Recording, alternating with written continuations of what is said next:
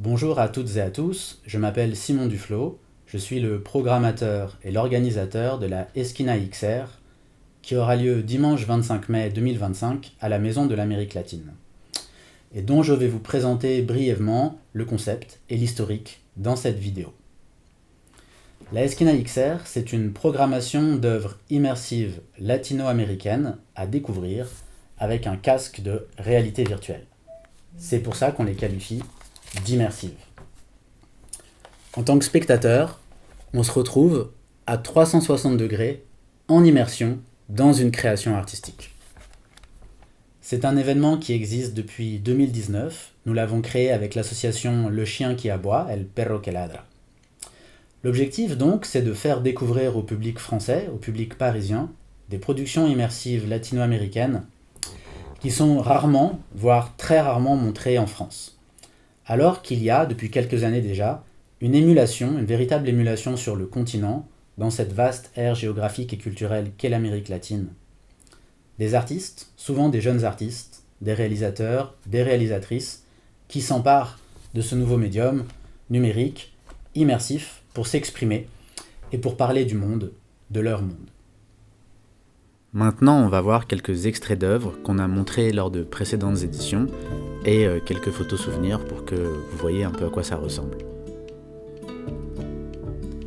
Donc pour commencer, on a From the Main Square, qui est une œuvre d'animation. C'est comme un film d'animation qui a été réalisé par le Brésilien Pedro Ares, qui était notre invité international en 2023. Et dans cette œuvre, on se retrouve au centre d'une place, d'une ville imaginaire. Et c'est un projet qui a été acclamé et qui a gagné beaucoup de prix internationaux dans les festivals de VR. Là, on a des photos souvenirs de la première édition où on voit donc les spectateurs qui sont immergés dans les films, assis sur des tabourets à roulettes qui leur permet de tourner et de voir tout autour d'eux. Ça, c'est un projet colombien, également d'animation, qui est sur les traces d'un pionnier du cinéma en Colombie.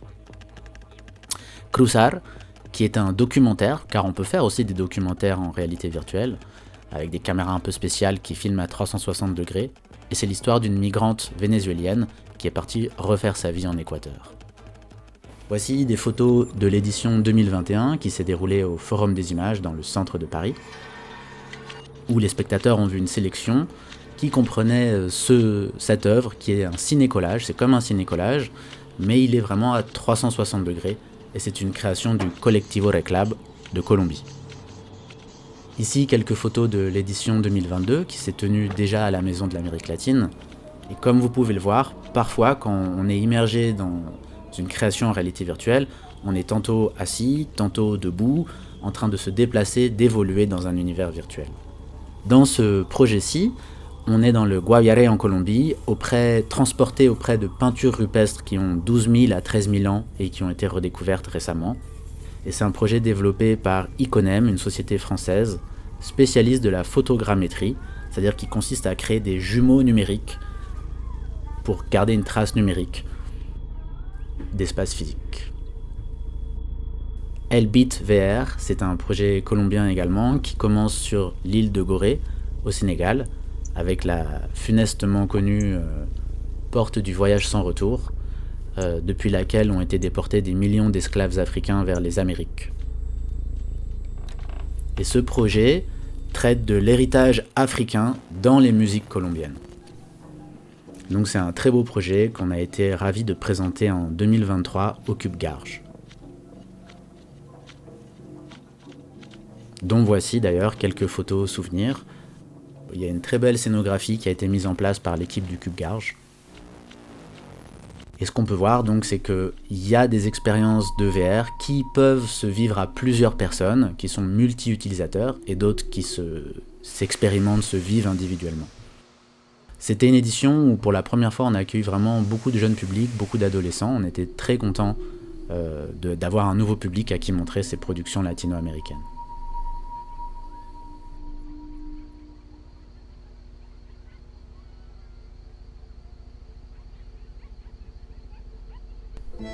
Paper Birds, c'est une production argentine qui a été internationalement célébrée, qui a gagné de nombreux prix dans des festivals. Et c'est une création du studio Tres Dar de Buenos Aires, dont on a également sélectionné Escape, qui est le jeu que vous voyez. On a fait une petite entorse à la règle, d'habitude on ne sélectionne pas de jeu dans la Eskina XR, mais celui-là était vraiment hilarant, désopilant, extrêmement bien fait. Outre d'être une prouesse technologique comme on le voit en réalité mixte, c'était vraiment un jeu très drôle et qu'on peut jouer à plusieurs utilisateurs. Labrinthos, c'est une création géniale de deux réalisateurs brésiliens, Fabito Richter et Amiran Moni, qui reprend le mythe du Minotaure, mais qui l'actualise, on peut dire, au goût du jour.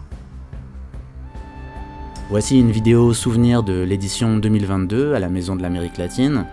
Et donc, comme vous pouvez le voir ici dans la salle Andine, où on sera également cette année, il y a des gens assis sur des tabourets en train de regarder des films, il y en a d'autres qui se déplacent dans des mondes virtuels. Vous pouvez également voir qu'au sol, il y a des marques, ce qui permet de délimiter des espaces dans lesquels les utilisateurs peuvent évoluer sans risque de se cogner contre d'autres personnes. Donc voilà, ça ressemble un peu à ça, un événement de VR. Et pour terminer, un extrait de Prison X, qui est vraiment, on pourrait dire, au panthéon des œuvres immersives latino-américaines, un projet bolivien de Violeta Ayala, qu'on a eu le plaisir de montrer en 2023 et 2022.